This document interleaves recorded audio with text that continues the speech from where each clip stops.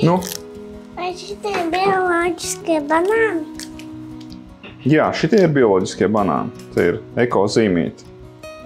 Šitie ir bioloģiskie. Vai šī ir bioloģiskā maize? Šī nav gan, bet labā ziņa, ka te maz cukura ir. Bet kas tad īsti ir ekoloģiskā maize? Manuprāt, ekoloģiskās lietas ir, kā es to saprotu, tās ir lietas, kas ir audzētas ar mīlestību un lietas, kurām nav liktas ķīmijas klāt. Nav lauki mēsloti ar minerālu mēsliem, kaut kas tāds. Bet vispār labs jautājums šitas te ir, un es zinu vienu cilvēku, kas mums par to varētu pastāstīt. Jūs būtu ar mieru paklausīties? Jā. Jā!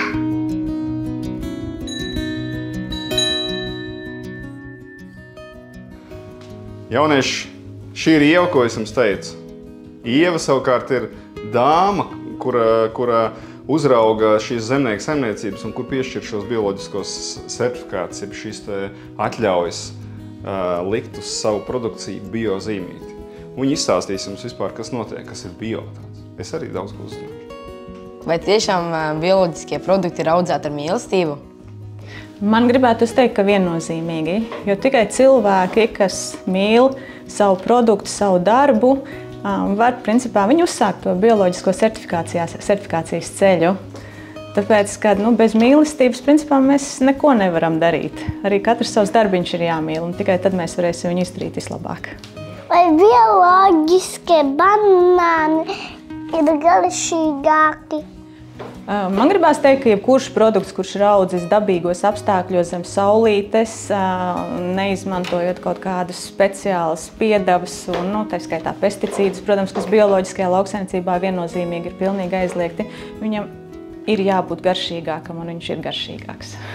Kā ir ar biškopiem? Teiksim, ja es audzēju medu, un tas man ir biomedus, kas notiek ar apkārtējiem? Ja kaimiņš man, teiksim, kādas pesticīdus uz lauka ber, kas notiek? Bites lido apkārt un to medu vāc.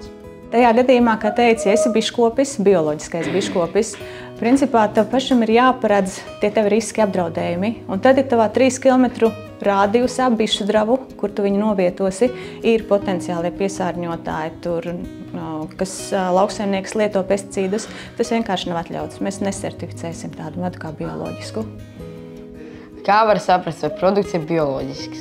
Visvienkāršākais, ja tu ej uz vienkārši parastu veikalu, tad tu vari atpazīt produktu pēc šīs skaistās zīmes, ko es sagatavoju un paņēmu līdzi. Redzi, tāds bioloģiskais marķējums.